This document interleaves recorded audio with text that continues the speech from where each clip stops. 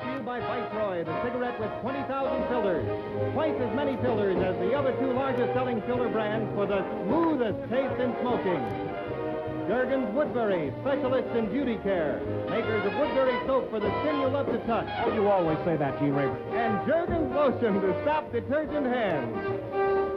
And Crosley and Bendix home appliances featuring Crosley radio and television with exclusive Zoom antenna. And the fabulous Duomatic washer-dryer all-in-one, divisions of Avco Manufacturing Corporation. And now here he is, the star of our show, Steve Allen.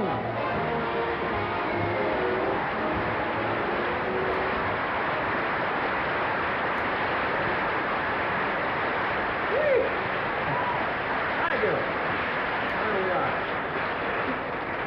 Thank you very much, and welcome to our second show. We've got a lot of mail I want to talk about in a minute. Tremendous mail about last week's show, and there's a lot of excitement here tonight in the theater. What with Elvis Presley being on the show. As a matter of fact, you ought to see the street outside. They got 45 teenagers holding the cops back. It's a frightening thing out there. In a moment, Steve will present Elvis Presley.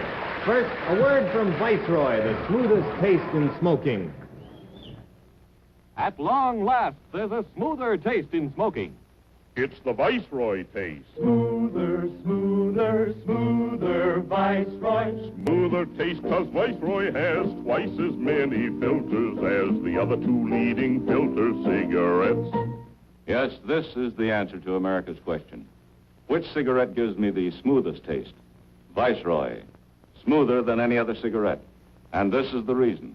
Only Viceroy has 20,000 filters, made from pure cellulose, soft, snow white, natural.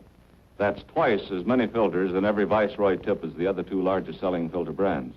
The result, the Viceroy taste is never, never rough. It's the smoother taste in smoking. A smoother taste 'cause Viceroy has twice as many filters as the other two leading filter cigarettes. Smoke smoother, Viceroy. Well, you know, a couple of weeks ago on the Milton Berle Show, our next guest, Elvis Presley, received a great deal of attention, which some people seem to interpret one way and some viewers interpret it another. Naturally, it's our intention to do nothing but a good show. Somebody's barking back there. We want to do a show the whole family can watch and enjoy, and we always do. And tonight we are presenting Elvis Presley in his, what you might call his first comeback. And at this time, it gives me extreme pleasure to introduce the new Elvis Presley. Here he is.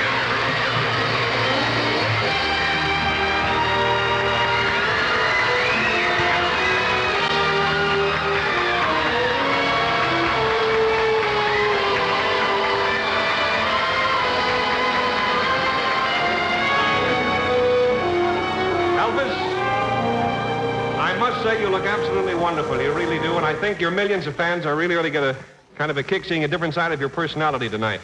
Well, thank you, Mr. Allen. Hold your guitar here. It's not too often that I get to wear the suit and tails and all that stuff. But I think I have on something tonight that's not quite correct for evening wear. Not quite formal. What's that, Elvis? Blue suede shoes. Oh, yes. I know what you mean. Well, Elvis, you're certainly being a real good sport about the whole thing, and now I have a little surprise for you. Gene, can I have the surprise? There you are. Thank you, Gene Rayburn. This, Elvis, believe it or not, is a giant petition. It was signed by 3 giants out in the alley. No, seriously, this was signed by over 18,000 of Elvis's loyal fans saying they wanted to see him again soon on television. It was sent in to us just the other day by our good friend DJ Don Wallace in Tulsa, Oklahoma. 18,000 signatures on this. Elvis, it's a fine thing. Wonderful, Mr. Allen. I'd like to thank all those wonderful folks, and I'd like to thank you too. Well, that's okay. Elvis, now what you going to sing? What are you going to sing for us first tonight? I want you, I need you, I love you. Here's the big RCA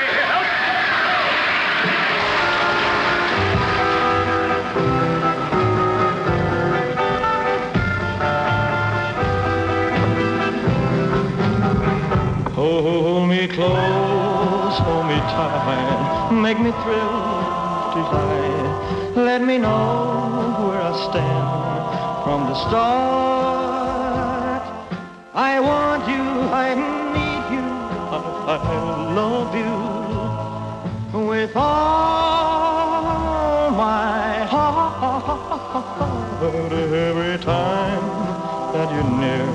all my cares disappear. Darling, you're all that I'm living for. I want you, I need you, I love you more and more.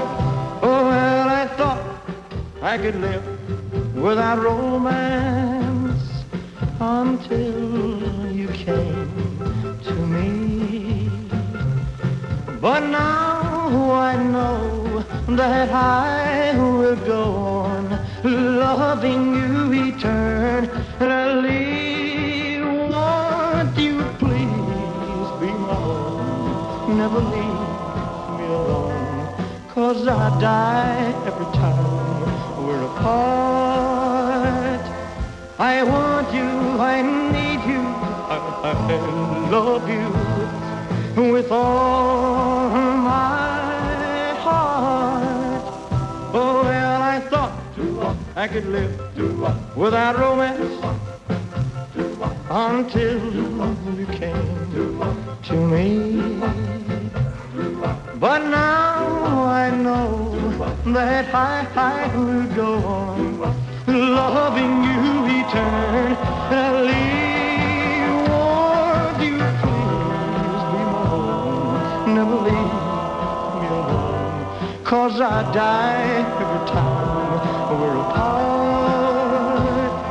I want you, I need you, I love you with all my heart.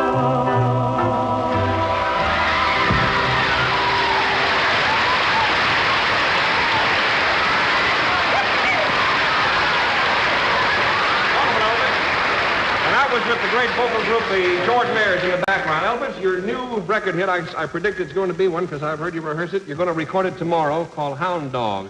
I got you a very cute little hound dog right here. And away you go. Who's that? Here it is.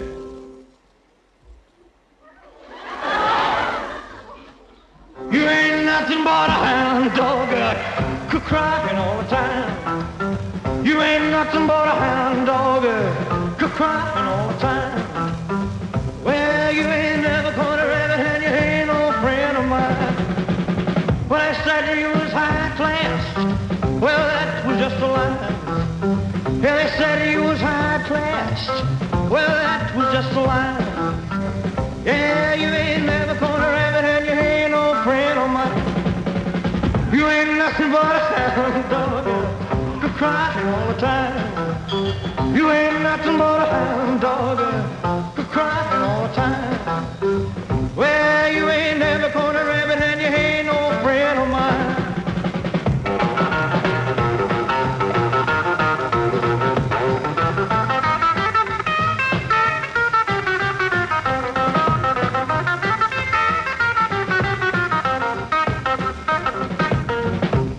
Well, they said you was high class. Well, that was just a lie. Yeah, they said you was high class. Well, that was just a lie. Yeah, you ain't never gonna rabbit and you ain't no friend of mine.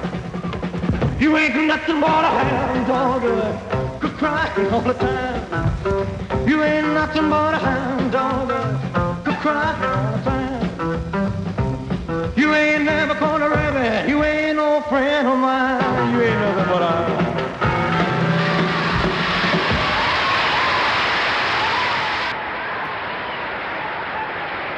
Elvis Presley, Imogene Coca, and Andy Griffith will all be back in 1 minute, and they'll join Steve in a real Western range roundup. Beautiful Kyle McDonald's here now to give you some handy advice. I think most women will agree with me. When it comes to your hands, they've just got to be feminine and lovely. You can't cover up rough, red detergent hands, but you can stop detergent hands with Jergens lotion. In a laboratory test, over 400 women soaked both hands in a household detergent. The left hand became rough, raw, and red because it was not given Jergens lotion care. The right hand, with Jergens lotion care, stayed soft, smooth, white. And now when sun and drying wind rob your hands of moisture, leave them parched and uncomfortable, you can depend on Jergens lotion. Jergens lotion penetrates to help replace that moisture. Keeps hands soft, smooth, comfortable. Never leaves a sticky, greasy film. Get Jergens lotion. Only 10 cents to $1. Creative programming in television has been increasing by leaps and bounds. Viewers offered a variety of programs designed to educate and inform him. But no matter how far we go, one type of program will always be with us. Its appeal reaches out to children, touches the most sophisticated adults. It's the Western program. Guitars, 10-gallon hats, and cowboy boots make a combination that's assured of high ratings. So for all children and adults everywhere, here is our own Western show.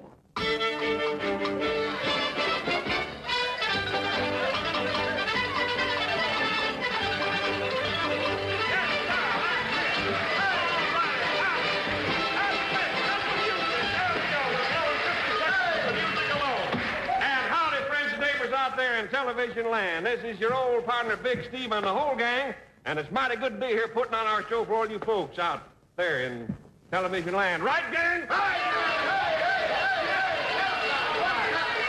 Julie, I want to tell you, I love television land, and I love every one of you, and I love good, clean sportsmanship, and I love everybody. Ain't that right, gang? You know, and friends, it really is great. Contest for the name of that chord, but it really is great being out here in the Old West, just a sitting on the edge of the cayuse and watching the corrals doge down the trail while the chuck wagon skedaddles over the bunkhouse and the old buckboard is a hog tying the sagebrush. I mean, that's a nice piece. And you critters, if you want a longhorn or coyote, you just pinto out our way and we're going to mosey up a little mesa. Right, gang? Right.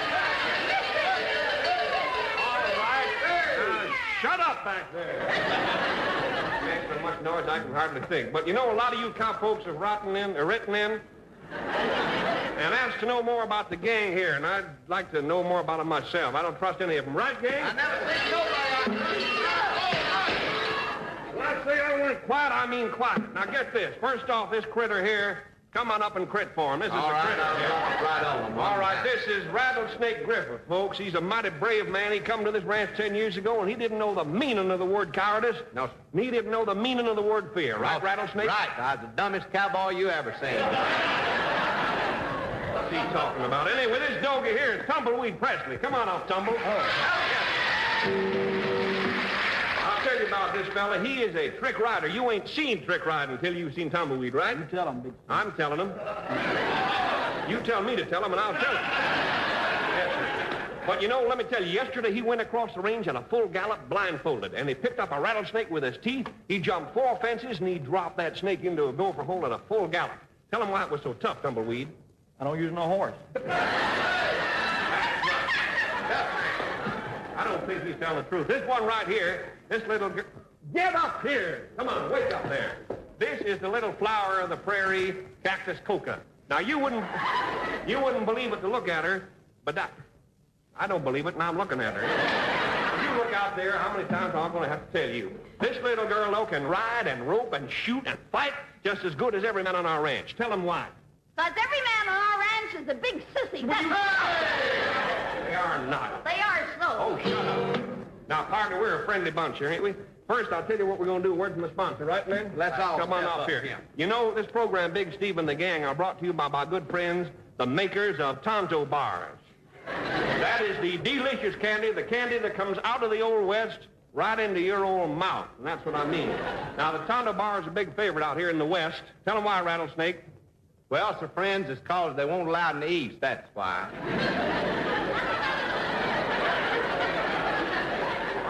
Blabbermouth. Anyway, friends, the Tonto Bar is a secret blend. I'll tell you how. The Tonto Bar, the Tonto people... You'll get it right. Yeah. The Tonto people, they take rich cream, and they take sweet sugar, and they take creamy caramel, and they take thick chocolate, and they take all that stuff home. I don't know what they put in the bar. And look, friend, look how this Tonto Bar is wrapped. It's wrapped to keep that great Tonto flavor locked in there. Yes, sir, friends, if you ever unlocked it, you'd never buy nothing. These people... And friends, dentists recommend Tonto bars because tests prove that Tonto causes more cavities than any other candy. Yes, it sure is. I'll tell you one thing more, boy. Tonto is fresh. It's made fresh, it's wrapped fresh, and it's delivered fresh. It don't get stale till you put it in your mouth, but that's your look at it. Just sink your old teeth into a Tonto bar and you'll say, but you can't get your mouth open again. And kids, when you open your Tonto bar, don't you throw away that wrapper. No, you keep that wrapper and burn that wrapper. Because if the Board of Health ever seen one, they'd put Big Steve away for life, and we wouldn't want that. Don't forget, friends, that's the Tonto bar made with the Chemo Savvy Candy Company at Tomaine, Texas. That's right. I'm going to open this thing right here and take a bite to show you just how much I like it. There's it. Whoa, ho! I got it. Got it midair there. Yes, good boy. All right, we're going to a little Western song going for you right now. Here we go. You stop that. We got a rapping band there. Yippee-yi-yay, yippee-yi-oh. Yippee-yi-yay, yippee-yi-oh. Yippee-yi-yay.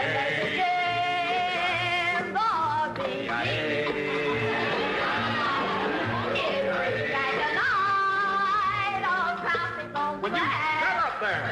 You're making a fool of yourself tonight. Let's get a good lively tempo going here. 1, 2. Shut up with the bell there! I'll tell you one more time. Well, I got a girl, name is Sue. She's my little buckaroo. She's a western gallop horse, cactus skin and a face like a horse. Yippee-yi-oh, yippee-yi-oh, yippee-yi-oh, hi-hey,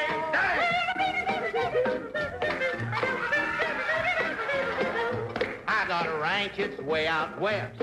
It's the place I like the best, but I'm gonna tie the whole thing down and move that ranch to Levittown. Hey! Yippee-yi-oh, yippee-yi-yay, yippee-yi-oh, hi-hey. I went out west on a wagon train, find a man like Big John Wayne. I looked around for days and days and ended up with Gabby Hayes. Yippee-yi-oh, yippee-yi-yay, yippee-yi-oh, hi-hey. Tell it, Elvis.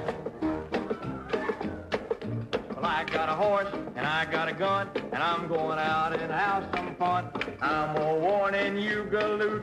Don't step on my blue suede boot. Yeah! Yippee-yi-oh, yippee-yi-yay, yippee-yi-oh, hi-hey.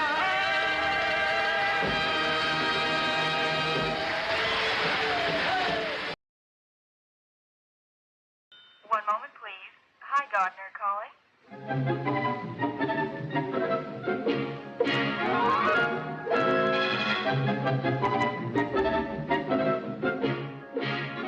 Hello.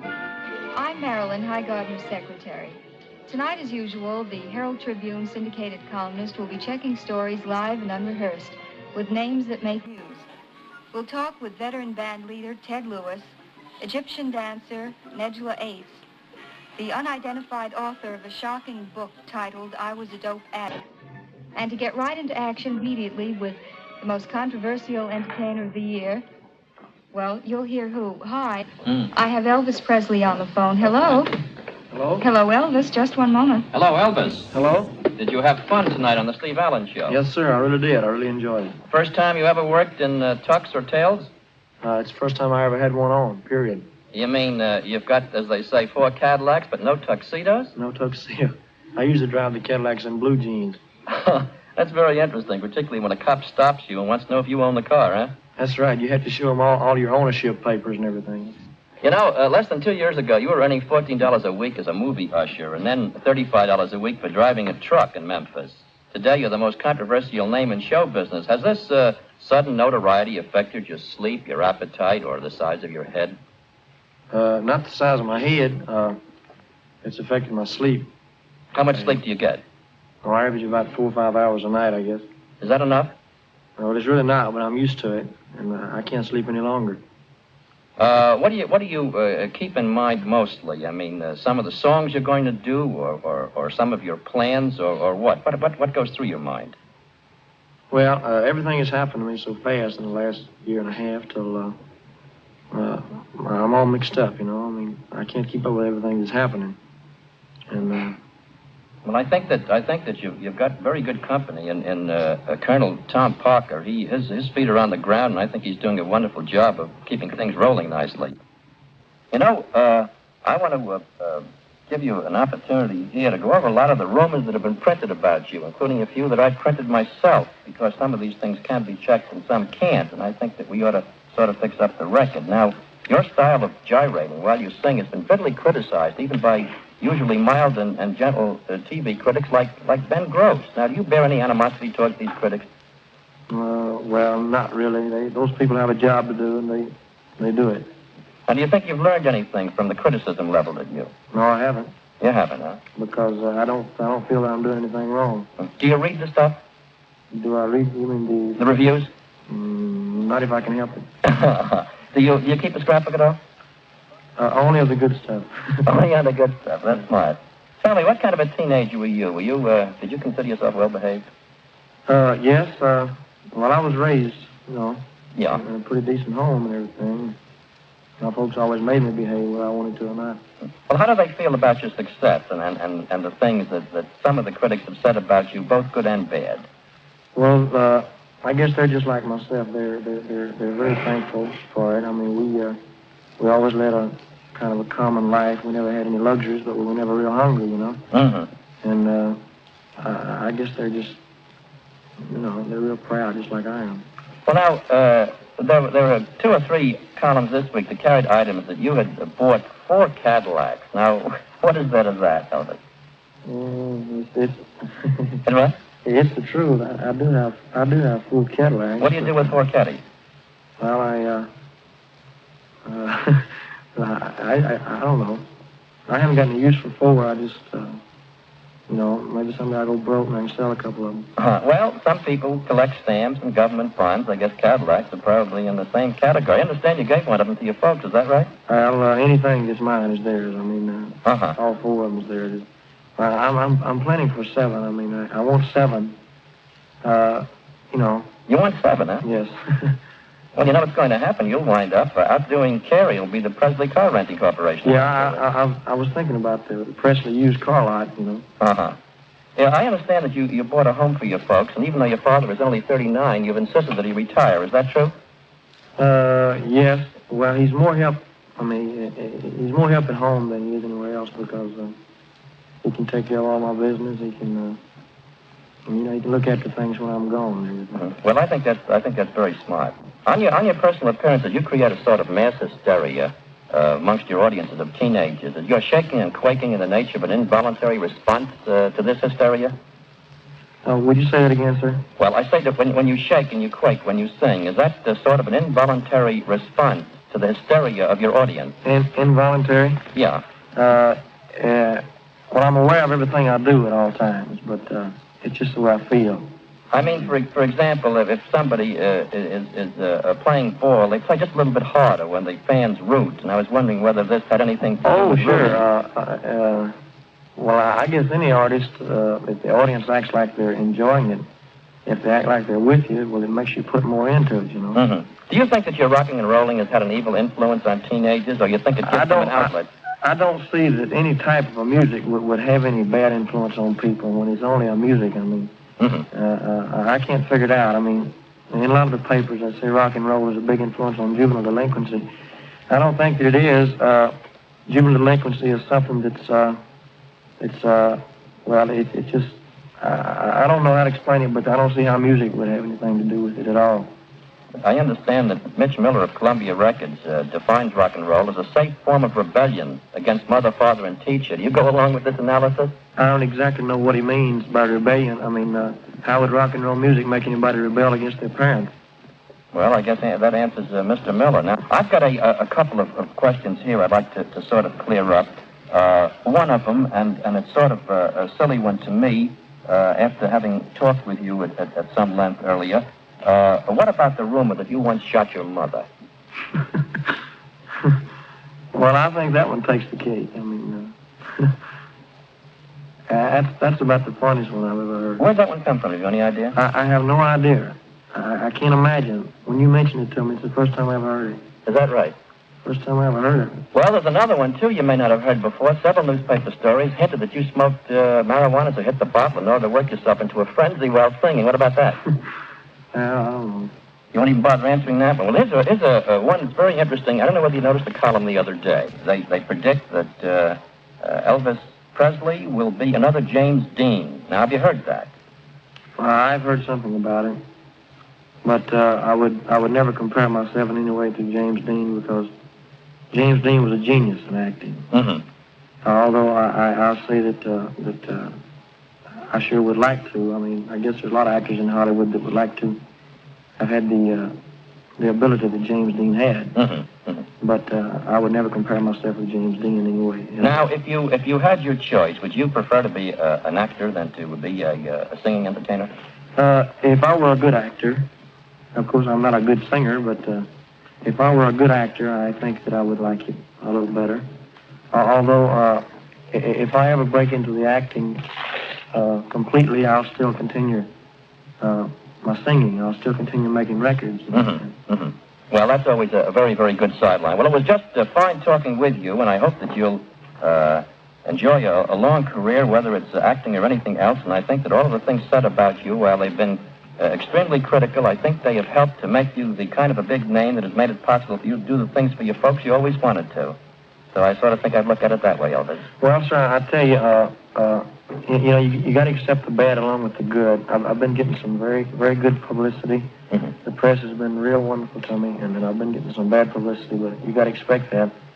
And I know that, I'm doing the best I can, and I have never turned a reporter down. I never turned a disc jockey down because they're the people that help make in this business. Mm-hmm. And as long as I know that I'm doing the best I can, that's... No, you can't be expected to do any more. And I want to tell you, it's just been swell talking with you, and you make a lot of sense. Thank you very much. Give my best to the Colonel now. Sure will. Bye-bye.